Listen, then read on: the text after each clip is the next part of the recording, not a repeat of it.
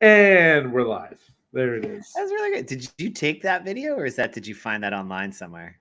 That was just a stock video. Yeah, it's really cool. It's really pretty. Yeah, isn't it? So like I said, it just feels. I was looking. I was like, oh, this feels nice and refreshing. And I feel like you could almost turn that into like a T-shirt. Oh, a cherry blossom T-shirt, right? Like I feel like that could be like a spring line of, I don't know, like dude, I don't know what that would look like as a print, but like the colors are really, I mean, obviously get rid of our ugly mugs and well, at least my ugly mug. You're so damn handsome. I mean, people would buy a T-shirt with your face on it all the time. I'd buy a T-shirt with your face on it too, Jack. Oh, that's what I was doing. Well done. You've been married long enough that you picked up on that. My personal defamation is just a fishing axe. It's a fishing axe for a compliment. That's right. I don't really think that about myself. I just need to hear you say it. Right.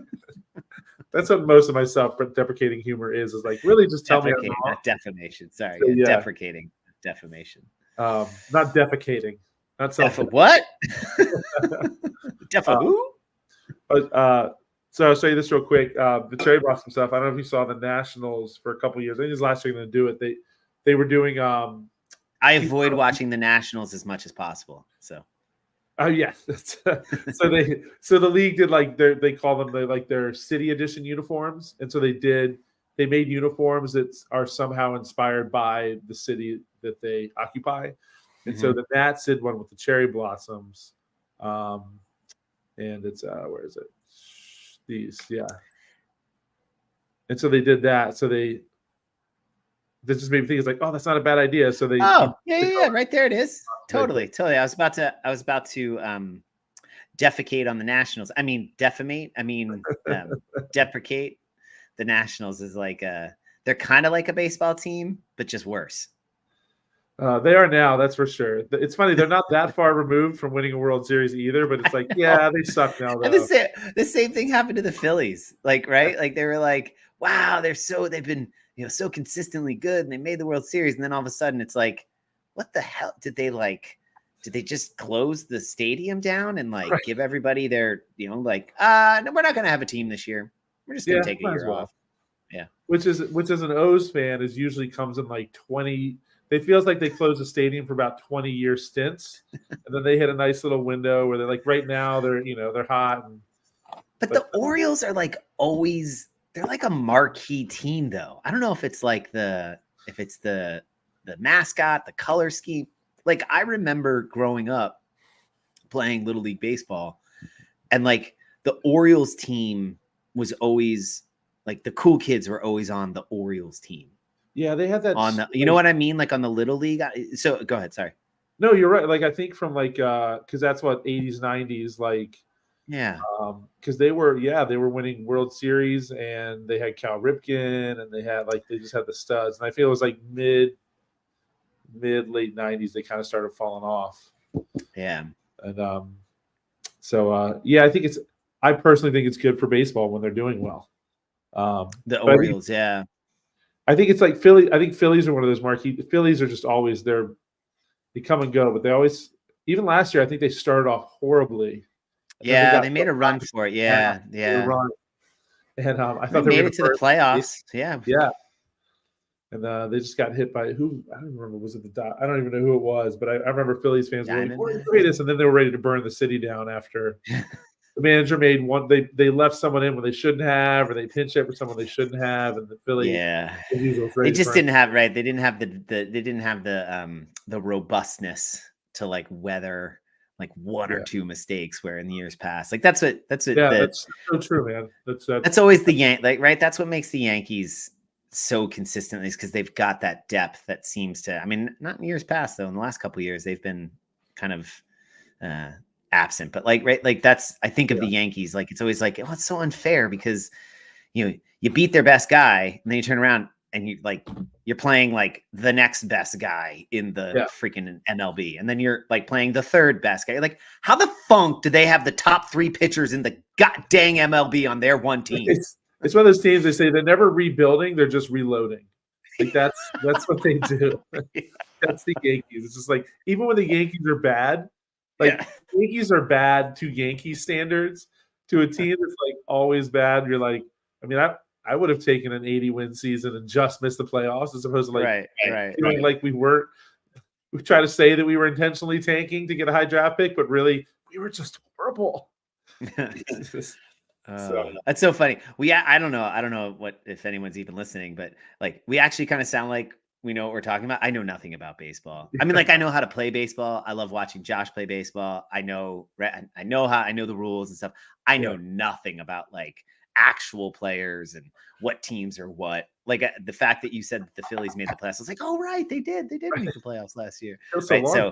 So this was good. I think we should stop now before like any actual like depth of conversation occurs. And I'd say I've just already undermined it. Yeah. So not stop while we're behind, but stop while we're not too far behind, I guess. Right. The best way to go. Oh man. When was last, just before we switch gears? Yeah. I was just messing around. Yeah. When was the last time you went to a professional baseball game? Did you go? We went last year? My dad finished out. We did what do you do? He did an addendum stadium tour with the boys and me, and my Uncle Pete came along. Yeah, we did Cincinnati, Cleveland, Detroit, and Pittsburgh. You had a bunch of them. That's right. So, which I mean, for him, that's like a mini tour. I mean, he would do like when he would do a trip with my nephew Timmy. He's Tim now. He's 23 and has like a job. He's actually a grown up. Actually, Timothy now, sir. Timothy. Yeah, Timothy. It's not Tim. Timothy. I'm a actuarial. Yeah, they would do like 6 to 8 stadiums because I mean they had it 60. Hey, right. I think they did it over the course of 7 years, 7 summers, spring to summers. Cool. He did every MLB stadium in the league, Canada and the United States. Over the course of summer, or that was, you said he's hit all of them. They did a series of 6 to 7 years. I think they started when Tim was 12 and went until right after his senior year. They did the last one, and they only ended up flying to one of them. They flew out west and flew into LA or Vegas or something and did the West Coast ones. But when they flew out west, I think they drove up and down the coast. That's cool. To do like Seattle, to do the Mariners, and then do the Giants. And so I can't remember where they flew into. I don't remember the logistics, but that's the only one they flew to. Like they even effing drove to Colorado for the Rockies and drove straight to Colorado, did the Rockies, and then made their way back and kind of hit the Midwest ones on their way back. That's cool. I wish that when I was in Colorado last year, I wish there was a Rockies game the night after we finished this one thing. And I was I was like, I should just go. Like, I'm here. It's the first time I've ever been out here. Rockies, that's a stadium that is the same architect as Camden Yards. So there's a lot of similarities, but even driving around, it feels really similar. And then same deal. I was out at Pittsburgh. We all drove out. Axel was still little, like maybe 6 months. And we drove out to Pittsburgh. And I literally Meg had to work for basically 4 or 5 hours. And I had the kids. So I was like, well, I'm just going to walk around Pittsburgh with the kids while you work. And then when you're done, we'll drive home. And it was just instead of leaving me. Pittsburgh is a great city to walk around. It's really cool. It's beautiful. That river walk along the that's where we went. Ohio River there. Yeah. There was a Pirates game going on. I was like, I should just walk the kids over when we go to a Pirates game. We probably would never actually sit down, but it'd be really cool to go because it was like a beautiful stadium. End of the season. Yeah, I probably could have got tickets for dirt cheap and walked in. So one of those So Pittsburgh was, of those 4, Pittsburgh was my favorite visually from the stadium, kind of looking across the river and seeing the other side of the city. Stadium wise, and then coming in, you come through the Iron Gate and it's awesome. It's right there on the river. Yeah. I'm trying to remember. I think Cleveland was the coolest in the stadium. Really? It was like a fair. It was awesome.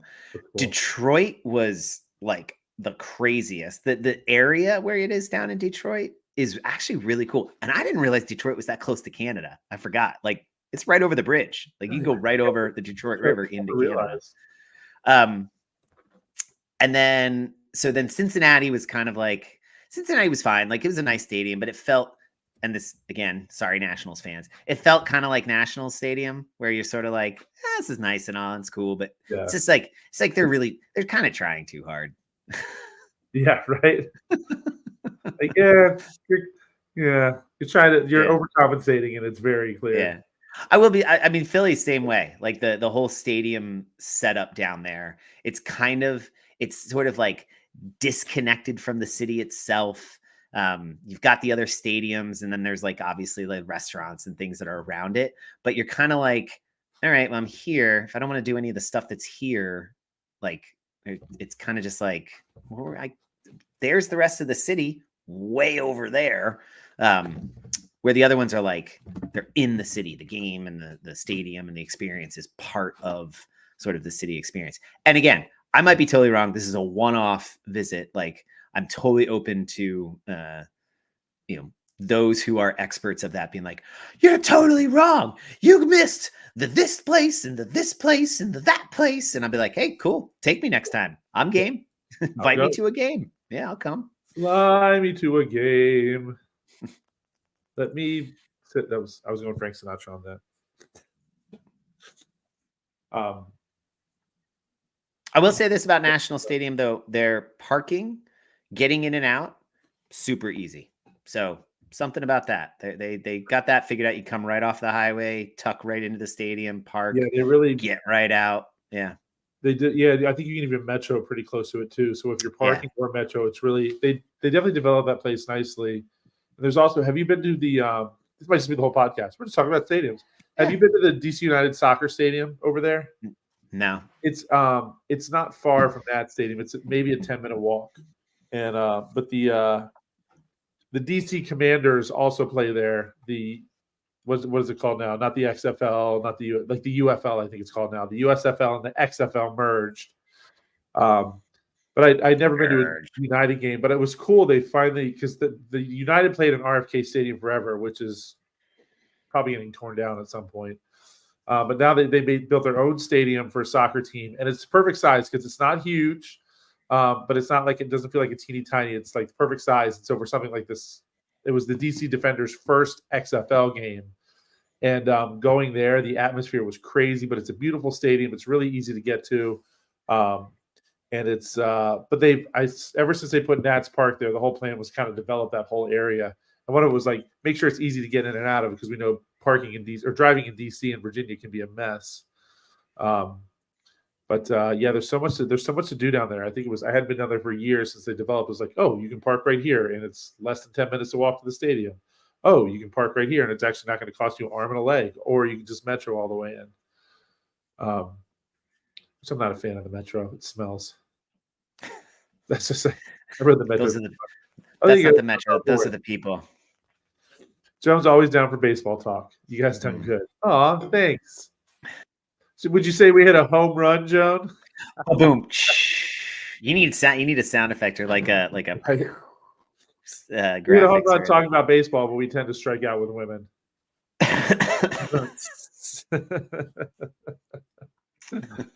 Also left a foul in the bathroom right before the podcast. So, man, you are on fire. That was 3. You went 3 for 3 on that one. Oh, that one came right out of left field. Let me tell you. I can keep going too. I can go all 9 innings if you need me to. We're done. That's it. 7th inning stretch. We're done. Nice. We'll just hit that. We'll have to, like, partway through the podcast, you'll just start hearing music playing, and that's our 7th inning stretch. There we go. Perfect. So, anyway, how you doing today, brother? I'm good. How's class this morning? It was fun. It was a good, I'm sure that it's better to be lucky than good. I'm assuming, based on the title that you have given to this episode, we're going to be talking about sort of approaching the next 10 to 12 months of your training with an eye towards like what's next, aka like, all right, Open 25 training starts today. I totally, that's cool. I Type of told Master on idea. Monday. We're 49 weeks from Open 2025. Yeah. We're ready. And in a sense, the chest to bar pull-up showing up in today's workout, it's a great example or great opportunity of those that walked away from the open, even successfully getting a first bar muscle up, getting a first chest to bar, stringing together double unders, blah, blah, blah, whatever it is. It's like, that's cool. But that's sort of like the, like I close my eyes and it's the end of the movie and, you're just hoping it's the end of the Avengers, right? And right. you get there's just one way. And of course, because it's a superhero movie, they somehow find the one way to win against Thanos. But the reality is, statistically speaking, they're losing every other time. I want to see that sequence of movies afterwards. Like, they actually lost and they have to live with the fact that they didn't do any of the deliberate work. They weren't consistent in their training. They didn't do the day-to-day grind that us average normal people have to do in order to be, slightly more successful than we would be otherwise. Toil, tarry, and suffer with the realities of your humanity and your limitations. That to me is a much more exciting existence than let me close my eyes and swing for the Hail Mary, because the motherfucker never catches it in the end zone, right? No. Like the one time they do is the one that it's captured on the highlight clip. And that's the one that we show over and over again, which facilitates the disappointment when reality comes and slams you in the face. And the reality that came and slammed people in the face today of like, look, you may have gotten a chest to bar, a muscle up, 20 double unders in the open this year. You don't have chest to bars. I definitely wouldn't say that I have. You don't have double unders. What you have is a glimpse of your potential.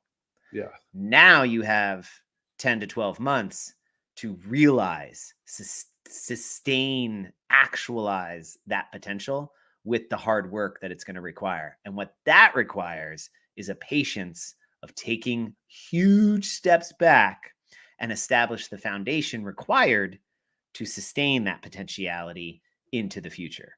And so that was a great reality today with people. And they were awesome. Yeah. The classes, all 16 people who showed up this morning took a step back and were able to play with. And I think chest to bars is a great thing where it's like, yeah, it starts with, can you dangle for 20 seconds in an active hollow from a bar? Yeah. That's right. Like do that for 20 seconds in a round, then come down and do some renegade rows. So it's like build gymnastics position and potentiality.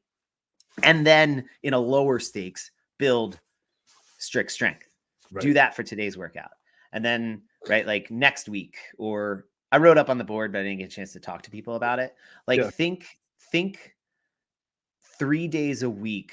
If you want to pull up in a year, if you want to improve your bar muscle up, if you have pull-ups, but you want to be able to string 8 to 10 of them in a row consistently, think I should be doing some sort of pull push combo 3 days a week. And they should be about 4 to 6 minutes. Yeah, doesn't it have to be 3 days a week? Yeah. Nope. And it's gymnastics dynamic kip, right? So extension, flexion through my shoulders with some sort of dumbbell strength work. Renegade rows, bent over row, Arnold press, curl to press, right? Like single dumbbell, double dumbbell, mix and match it. That's one day. Then the next day is something like strict pull-up-y, strict push-up-y. Like, don't have a strict pull-up. I don't have a strict push-up. Band it. You incorporate the band on that, because give you an assistance to do some sort of 80% max effort that like you repeat that 3 to 5 times across, and then couple that with another dumbbell hold. So like a dumbbell hold overhead, a dumbbell hold in a strict thing. to work towards where you can hold like a handstand push-up, you can hold a push-up, you can hold a bent arm hang. But if you don't have that yet without an assistance, do it with the dumbbells. Dumbbells are a great like bridge to get to that strength. And you're doing like I can do maybe I can with the medium-sized band, I can do 5 strict pull-ups in a row. Okay, so you would do 3 sets of 3 or 5 sets of 3, depending on how much time you have, and then 5 sets of 5 push-ups. Because if like let's say I can do 8 push-ups in a row unbroken, let's make it easy. 10 push-ups unbroken in a row, 5 sets of 8 unbroken. Always about 60 to 80%. And then take a day off. And then the next day, pyramid work. So a pyramid of 1, 2, 3, 4, 3, 2, 1 pull-ups, double the push-ups, right? Like it can be that way. You can even throw squats in if you wanted to in between to like break it up. By the way, Murph is coming. And so it's like a great like Murph workout. And that's it. Do that for the next 6 months, 2 to 3 days a week, optimally 3 every week, keeping track and kind of just bumping up your numbers. I guarantee someone that if they did that 3 days a week, following that pattern, working on it, just anytime normal stuff comes up in a workout, scale it, modify it, do whatever you need to do. You almost don't even have to worry as much about in the workout, like being as deliberate, though you should always move deliberately. Otherwise, you're going to get a shoulder injury, a hip injury, a knee injury.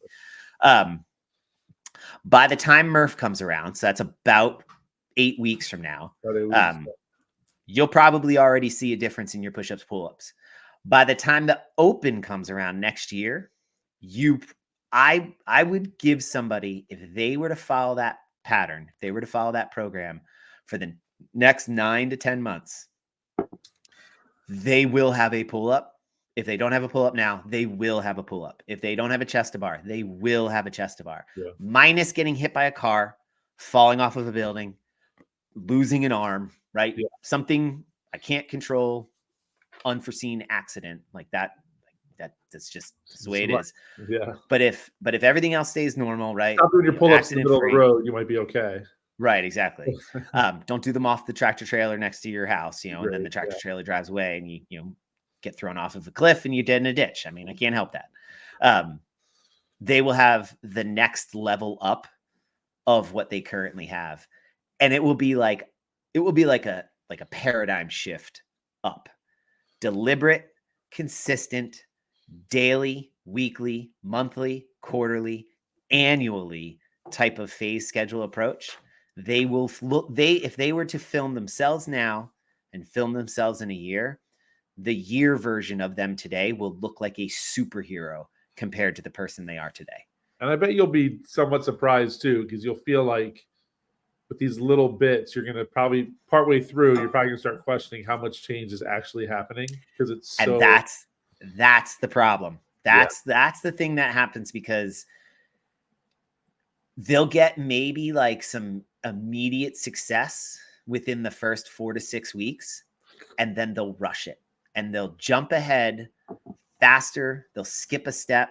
We did Turkish get-ups. That was part of the CAP plan, the Turkish get-up work at the end. So we did it. It was great. It was cool. And the Turkish get-up as a metaphor for this process is great. Yeah. You'll have people try to skip their knee in the weight bearing portion of the Turkish get-up. And then they're moving their foot, their hip, their hand, their thing. And then they're just like a big tangled pretzel of like collapsed. I can't move. I don't know what to do. And it's like, stop skipping steps, dumb. Like, I don't call anybody a dumb. I mean, in my head, I call everybody a dumb. Call me a dumb. Yeah. And I don't think they're dumb at all. I think they're beautiful, wonderful, intelligent, deliberate people. It's beautiful. They're awesome. Awesome people ever. They're dum-dums, right? Like we all have dumb moments. That's right. You're a fitness dum-dum when you skip a step and you're a big body pretzel. Like, that's a perfect metaphor for and the curse of that initial success in this process is just so loud to it. And so you gotta be willing to accept, like, yeah, I'm going to feel it immediately. And I'm going to be like, yeah, it's so celebratory. Nope. Don't enjoy that one. Just be like, yeah, whatever. Nope. That's not my goal. That's not my goal. Yeah. Like, it's a step along the way. That's not my goal. That's why I hate goal setting. Cause it's so like, I don't know. So arbitrary. The goal doesn't matter, right? In the end, the pull-up doesn't matter, right? The not getting the pull-up doesn't matter. What matters is developing a habit of enjoying the process. Yeah. That's it. Because none of the shit we do in the gym actually matters. What it does is it instills a value system and an ethic of, yeah, I like the process, because that's it. The tearing, the suffering, the tussling with the challenge. That's it. That's all we're here to do. Like, that's the experience. Everything else, right? This is I wrote my friend, our friend Julie from Virginia Beach. The challenge is the thing, right? Like, the movie is the thing. Can we get a treat? The movie is the treat. Like, the opportunity to struggle with the process is the treat. Yeah. Everything else, because you don't know if you're ever going to get it. You don't know if you're going to get hit by the bus. You don't know if you're going to get, fall off the cliff. Like, so enjoy the struggle, enjoy the suffer. That's it. I'll tell you, and I think it's I was asking someone on Sunday, like, all right, now you're done with the Open. Like, what do you I kind of said it like jokingly, but also like people are thinking about it from like, all right, well, what do you all right, so the Open's, a year away. What are you going to work on between now and the Open? Like, what's the thing? And I was talking to someone, and they're like, they want to be better at double unders. I was like, what is better at double unders? And I think they were doing like Good single question. doubles, Well done. Well done. Yeah. And they said, they had pull-ups and they had injured, their elbow or shoulder at one point, and they used to be able to do like 3 or 4 kipping pull-ups, but that's fallen off because they had some stuff going on. So they want to be able to get back to doing several pull-ups in a row. And then they said and I said, I want to be close to a muscle up. I was like, well, what is close to a muscle up? Like, is that like when the Open shows up, if you're like, oh gosh, I almost got it. Oh man, I was so close.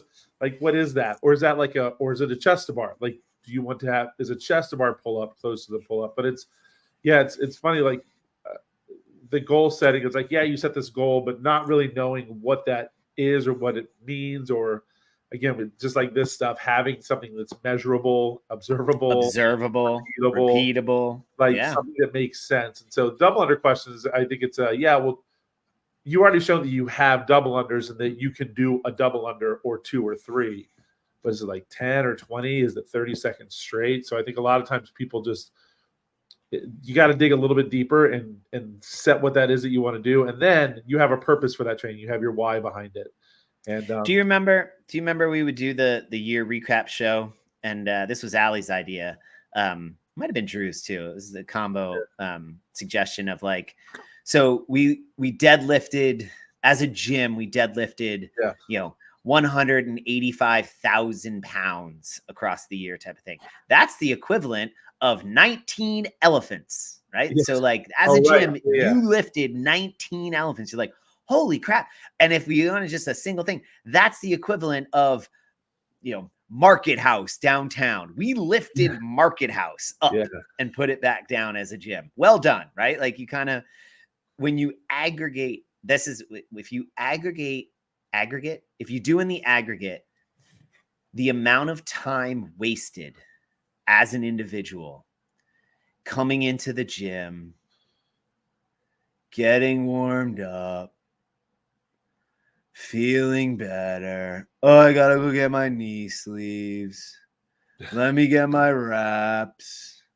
Okay, now I'm ready to go. Right? Like, and I'm not making fun of a single individual. That's the entire 515 class, right? Like that is and I'm sure like 530 is kind of the opposite. Like, pew, pew, pew, pew, pew, like, guys, you should have right, like they're all over the place. So it's on the complete other end of the spectrum, but it's the same thing of like, and hey, 6:15 to 9:30, you ain't innocent either. You got your own little foibles of like, show the funk up, ready to go.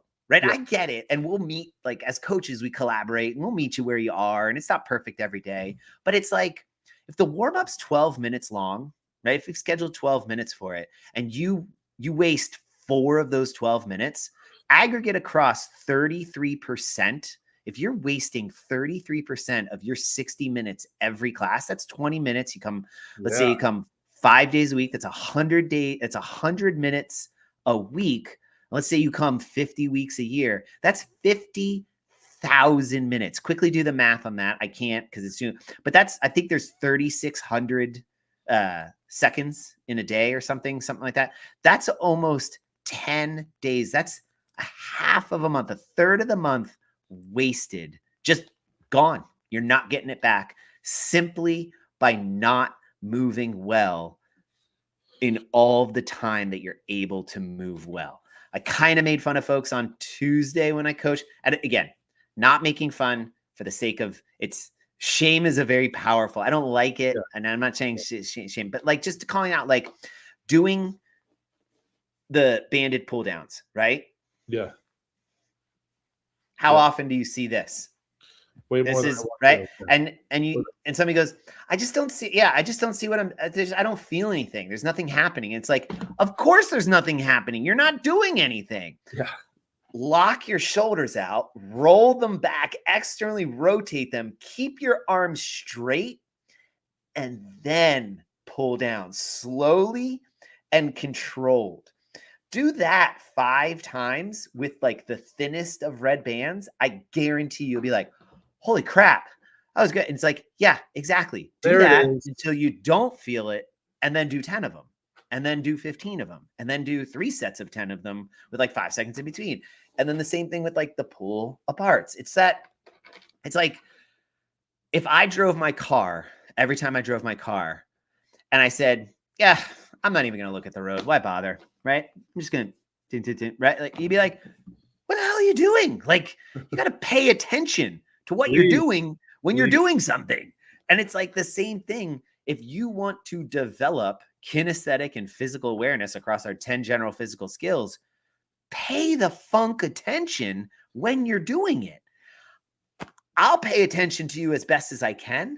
But at the end of the day, like I can only get somebody 30 or 40% of the way. They got to do the other 70, 80%.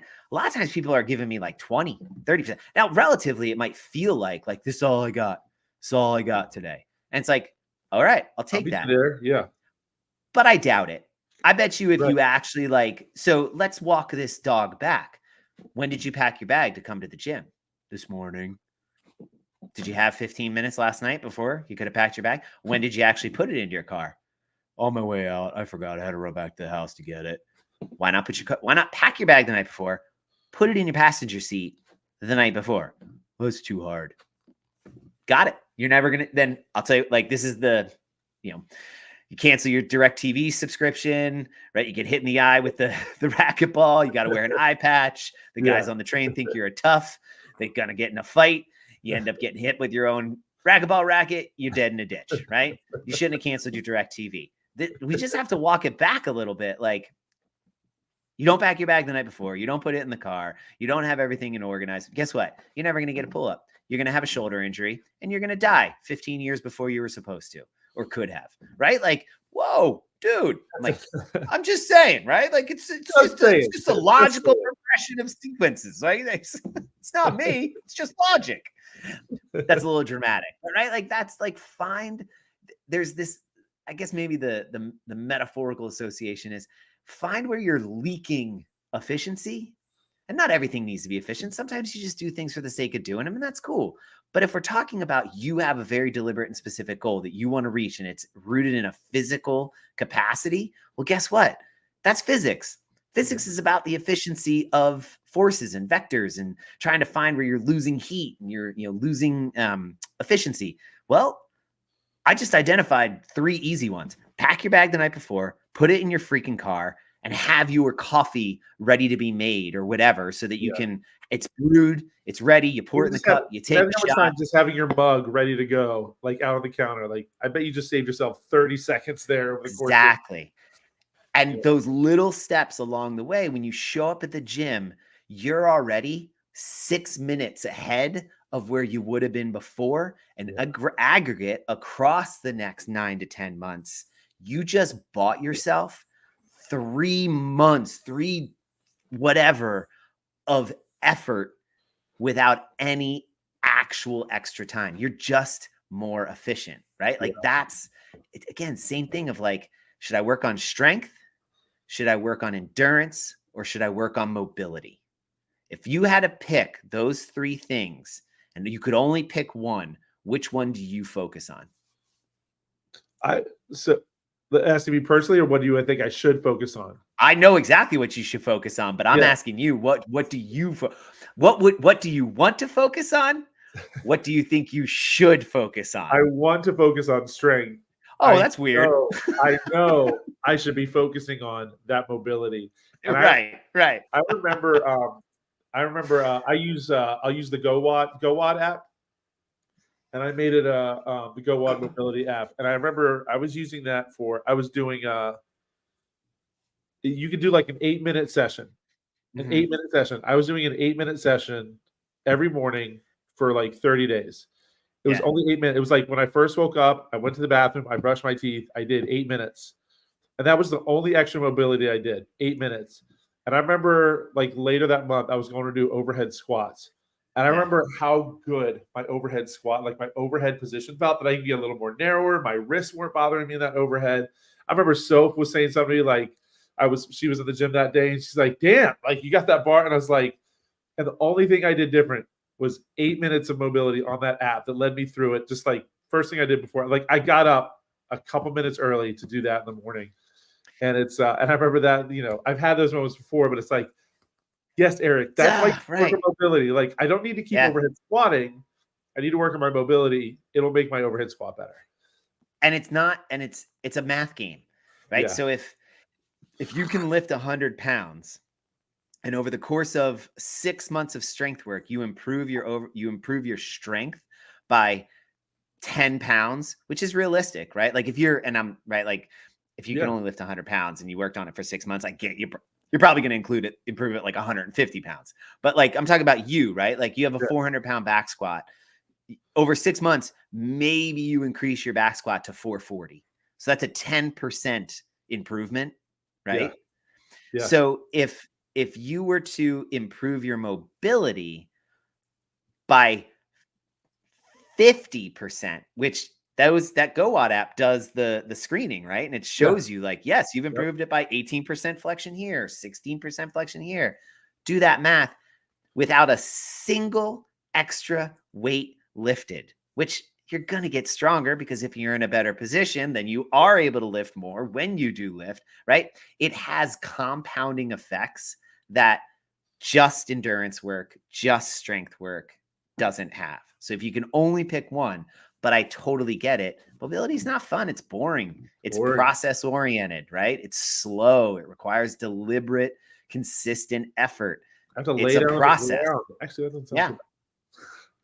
So anyway, that's my take of like what's next. And I saw it today. I say all that, like both classes this morning were freaking great. I mean, people were like looking at me as if like, oh God, really? And then they all walked out happy with smiles. Dude, I'll tell you. Right. And it's like I'm cool. I'm cool with you not trusting me or believing me at first. What I do know is they did it. And so that means they trusted and they saw the result. I can make working on pull-ups harder for you today by making you do so much, like just have you do so many pull-ups that you're just like, oh my God, I'm done. Or I can make it harder for you in that we're going to really slow things down. I'm really going to get you in a position. I say it all the time with gymnastic stuff. If it feels easy, I bet you're doing it wrong. Like it's like a ring row. If you're like, oh, I can do ring rows all day. Oh yeah? Do this real quick. Keep your arms straight and push down, and don't bend those elbows until you can't push down anymore.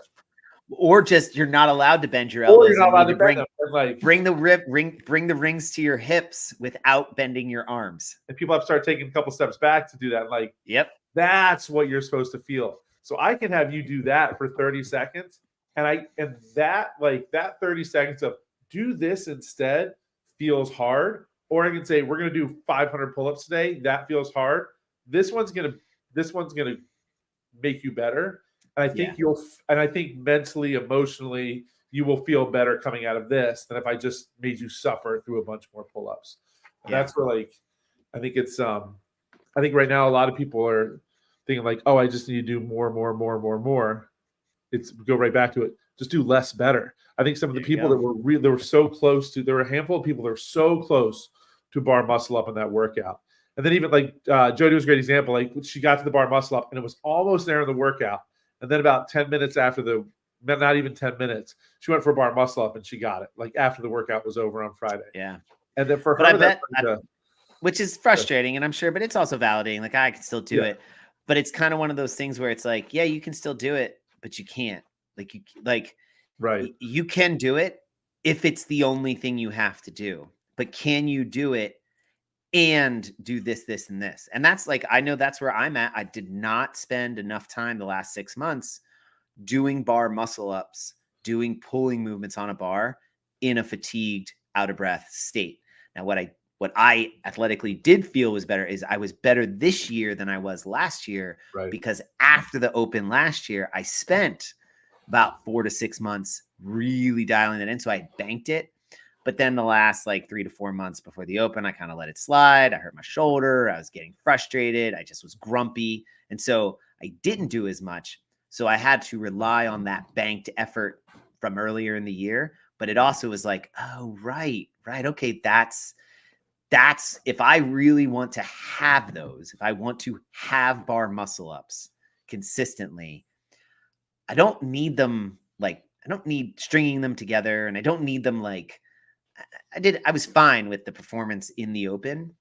Like, cool, right? Like, I'm not at a stage where like, I'm like, gotta get 58 for Fergan to 5th place and like, I don't care. Yeah. Really. What I do care is I want to feel in control. And when I go to reach for a skill or a capability, have the confidence that it will be there. Yeah. I reached for it in that first round and it wasn't there. And it wasn't there in a way that I was like, oh, I know why it's not there. And that's what pissed me off, because I was like, I didn't have to feel that. I know I can do. And so then I was able to like, all right, get your shit back together. And I got them. Shake it and off. It was fine. Right. And then it was fine the rest of the way. And that was heartening. Like, oh, right. Because I had banked it earlier in the year. And I was like, okay, I don't need to feel that way, because as you just said, do less better, and just do it more deliberately all the time. Not like, I'm gonna hit this hard. I'm gonna crush it for the next 6 months, and then I'm not gonna do anything for 6 months. And you're less better, as you were saying earlier, could very well be a little bit more intentional and deliberate in the warm up in class. Like that could be the only thing you have to change. And instead of doing this with the bands, set the shoulders and keep it back here and pull. Like that might be that like. I'm only saying Jody because that's the person I said, but like that could be the thing. And this is also not me saying, Jody, you need to be more intentional in your warm ups. But let's say someone's in that position, that could be the thing that helps get her over the bar, because now there's things that when she's fatigued, because she's not fatigued when she's warming up, but she's also put more work into activating those muscles when they need to be activated, and now they're even more primed and ready to go when it's time to hit the workout. So. What I'll offer to people too, if anyone's listening to this, is if you come to Tuesday, Wednesday, Thursday, 5:15 a.m., 6:15 a.m. class, you can be assured class starts at 5:14 and 58 seconds. We are starting on time or a little bit early from this point forward. Yeah.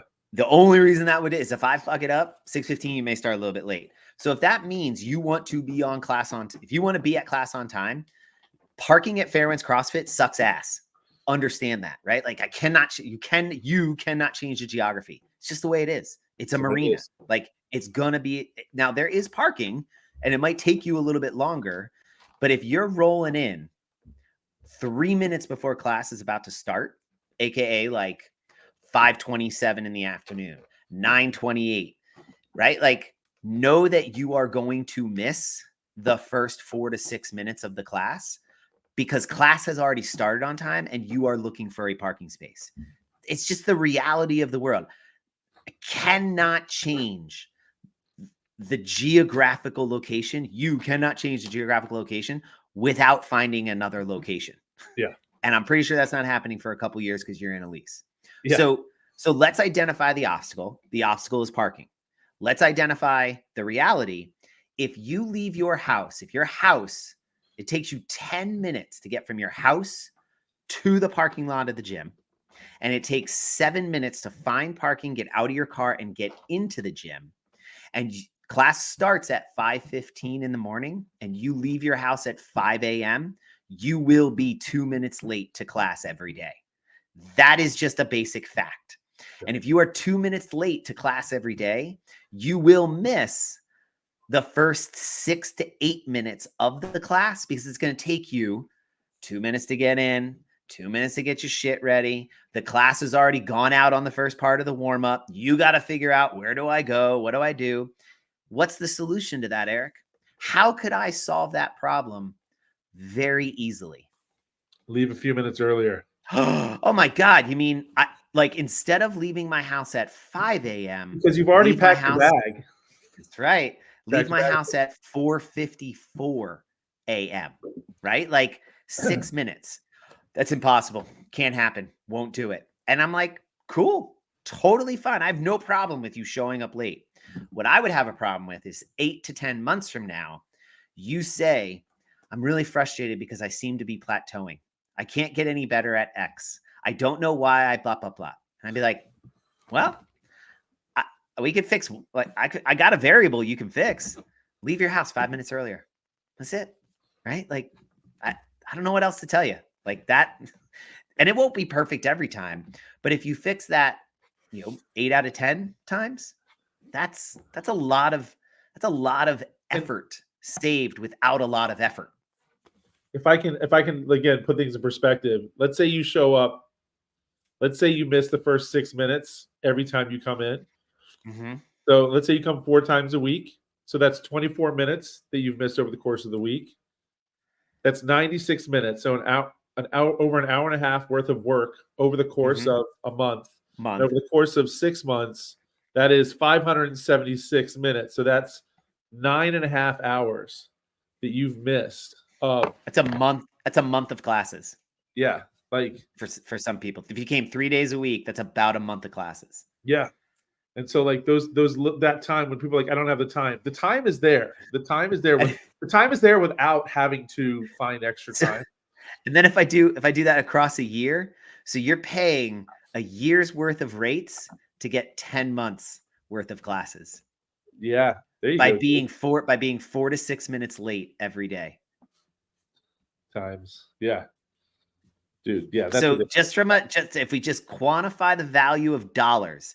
Yeah. So basically what it is if you want to pay me. Now here's the deal too, right? Because reciprocity, every time I start 2 to 3 minutes late, or every time I run 2 to 3 minutes long, if I'm not deliberate as the professional in charge of being aware of that, if I were to do that habitually, I'm now costing those people something that they like. If they're on time and they're ready to go, but I'm not ready, if I'm wasting those 3 to 4 minutes without intentionality across the time, they have the right, I would say they have the justification to hold me accountable of don't waste my freaking money because I don't have a plan, because I'm not executing correctly, right? Like that's the type of thing where like now all of a sudden, oh geez, right? Like if they're putting in the effort to be there on time and early, then I now all of a sudden have like, oh shit, like I gotta get there 15, 20 minutes early so I can deliver the full 60 minutes. Exactly. Like think about, and then, so that's just one person. Multiply that by 10 every class. So across the year, do I owe the people that came to the gym $5,000 a year because I'm a shitty coach who can't manage my time, right? Now all of a sudden I'd be like, I don't even make $5,000 a year. How the hell? What? Do you see that? So that's where the reciprocity of recognition occurs. Like I'm asking them to do something. Well, then I better be freaking willing to deliver on it. Show up early, have that class plan, execute on that class plan, and be deliberate and relentless in giving it back to those that are giving it to me. That's the two-way street of collaboration that is critical for, I would say, their long-term success. Yeah, I think and we'll like You we're should there. probably go to a new gym. Yeah, I'm going to be coaching at Lifetime. I'm going to be coaching at Lifetime Fitness pretty quickly. Hey, Kate Grove's there. I would. Kate, do you need an assistant? I'll hang out with you. I gotta boogie in like 90 seconds, or else I'm gonna be late to the vet. All right, cool. I'm getting Violet's eye. Sorry, I went long on you. Let's gratitudes. You want to go first? Get yours in. Yeah, it's definitely, it was the classes this morning, right? Like this is a perfect timing. You a little bit with your gut instinct of like what's next. But I'll tell you, like I appreciated people being, both classes were very like there was a lot of low energy this morning, which in the past I probably would have reacted to badly, because I would have been like, what the fuck? What are you people doing? Come on. But I didn't. I kind of was like, okay, we'll see where this goes. And that low energy was not what me being able or willing to just kind of like, we'll see how it goes. I just, right, this is what we're going to do. This is how we're going to do it. This is the intention of why we're doing it. Gave people the time to kind of get there. And by the time it was over, people were crushing it.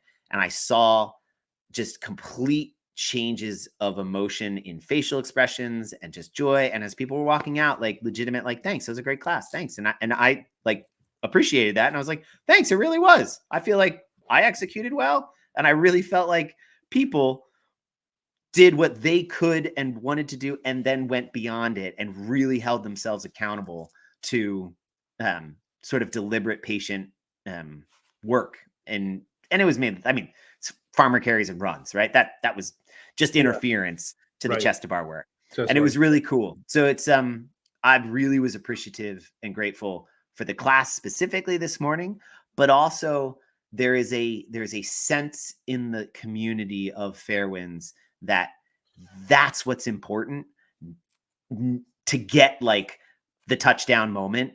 Yeah. Not just the touchdown moment is then the reason we do this. The touchdown moment is just like the icing on the cake. Yeah. The thing is the process. And I saw that, and I felt that today. And I'm really grateful for that, because that's something really, I think, like foundational to my identity. And that, you know what I mean? Like I resonate with that. Like that's yeah. I like the way you said the touchdown, that it's icing on the cake. I think for a lot of people that like the almost bar muscle up, the almost chest to bar, or even if they got one or two, is not the, oh, I got it, now I have it, but as a, ooh, if I work on this for the next year, then like that's going to be, then yeah, the icing on the cake. But it's almost like a little bit of icing, the second layer of icing, and then all the cake in between. Now I'm just hungry. We'll talk about now I want cake. Great. Yeah. Thanks, Eric. Thanks, Jack. Now I want to eat cake. So awesome. Yeah, mine. My gratitude's a little bit longer. I'll save it for next week, because I've been thinking about it all week, and it was Fiona. But you got to go. So I'll just say, yeah. This conversation now of like, hey, like the Open's over, and I'm cool, done talking about the Open. I love this now, like almost like a reset, refresh. Hey, this is one thing I really like about the Open, is it gives you a like, ooh, okay, now I kind of have this thing that I kind of want to work on. Let's clarify that. Let's figure out what that actually is and what it means and why. And then just let's get after it for the next year, and just little by little. And like you said, just show up to the warm up, show up a little early, be there for the warm up, intentional the warm up. That's going to get you way further than you ever realize. So we do that. Yeah. So this is great. I'm glad we went down that road. Cool. So anyway, awesome. All right, brother. Later, dude. I will see you on the creek.